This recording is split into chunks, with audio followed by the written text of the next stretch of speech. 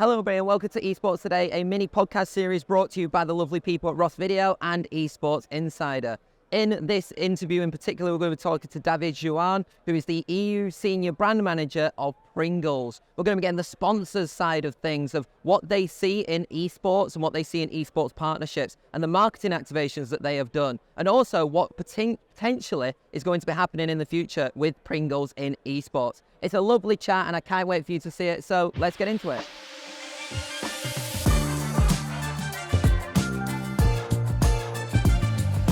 David, it's a pleasure to have you on here at Esports Today, brought to us by, I'm going to say the sponsor now, Ross Video, amazing people, live event manufacturer for production. Please do check them out. And obviously Esports Insider, but I've got to get the plug in straight away, you know. I love the sponsors.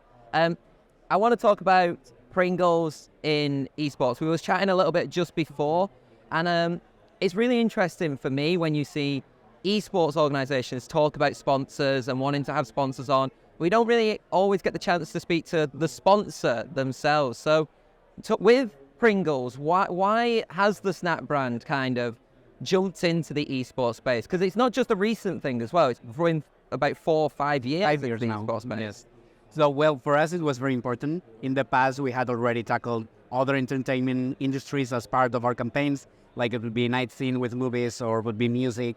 And gaming is the biggest entertainment industry. So obviously we needed to be there. Esports specifically, it's an opportunity for us to partner with teams, to uphold the community, give something back, have a better place for the gaming community, while at the same time we're building our credibility. We're not a gaming brand. We are not Logitech, we're not Xbox, we're not any of the likes. So we have to win our role within gaming. And that's why we want to be partnered with esports. It's a key part of the gaming community. And also it gives us the opportunity to reach more of a hardcore gamer audience than probably our TV ads wouldn't be reaching. So it crosses a lot of boxes. It made perfect sense for our category, as gamers love to snack. It made even more sense for Pringles because we are the less snack, so we are not oily and we don't have fluff. So obviously it was a very good opportunity. Is it interesting being a non-endemic brand to the space in terms of marketing? Like, how do you kind of market yourself? Because it has to be a little bit different than, like you said, an Alienware or any of the endemic brands. Like, how do you make sure that you kind of keep that Pringles identity, but then also relate to that gaming and esports audience? Well, I think there's 2 parts to it. First of all, we always try to give something back or be giving some memorable moments, partnering with creators in order to create something unique that is appreciated by the community. So that would be like giving this added value, but at the same time, I think it's also very good for us to be partnering with esports, gaming in general, for our strategy as well, because our audience is already in gaming.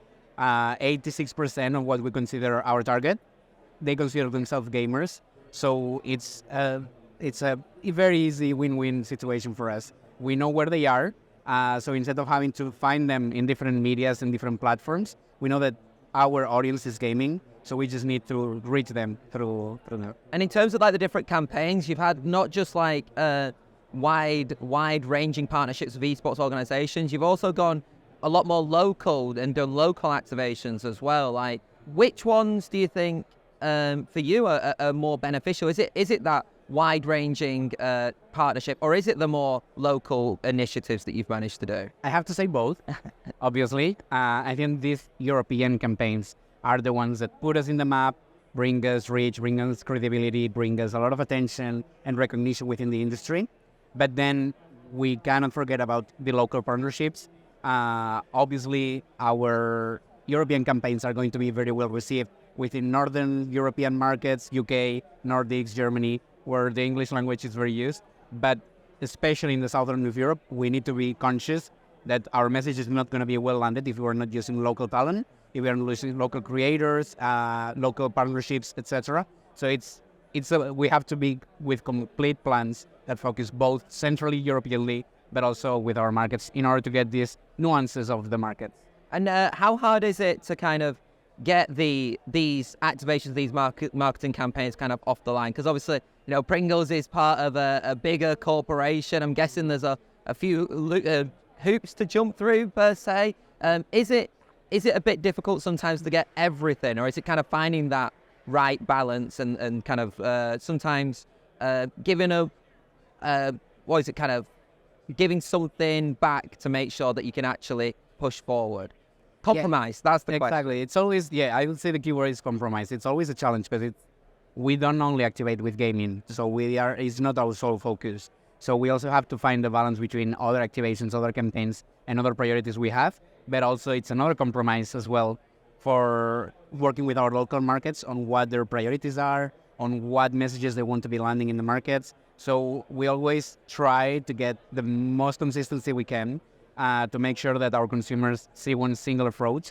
And I think we get there. I think Pringles is a very easy brand to work with, especially because we're fun, we're playful, we're curious. So it's like a perfectly between the occasion and our brand. So it's something very easy to execute. How important is it to kind of collaborate with those within the esports space as well? Not just like the organizations, but in terms of like Unlocked, which is one of your partners, like an agency which helps with these marketing activations. Is it a boost to have kind of collaborations like that for what is a brand to kind of connect with audiences? I wouldn't even say a boost. I would say it's essential because, I mean, in our teams, in brands, we might have people that know a little bit more of gaming, that they are kind of a gaming expert, but still way far from what an agency can bring. So I consider myself a gamer, but I don't think I know 50% at least of what Unlock can bring us. They have the context, they have the knowledge, they have the view of what are the trends, what's going to come next. They understand better the community, and they are able to make us more credible and relatable for our audiences. So I wouldn't just say a boost. I would say it's very essential. Yeah, so you think that in terms of like, for a lot of endemic brands, if it is to try and breach and relate to that audience more, you do need to have these collaborators to kind of help push the brand in the right direction instead of just putting a logo on a t-shirt per se. Exactly. Just putting a logo is going to bring you probably the rich KPI that you can put in front of a senior stakeholder, but it's not going to bring you credibility. It's not going to bring you authenticity.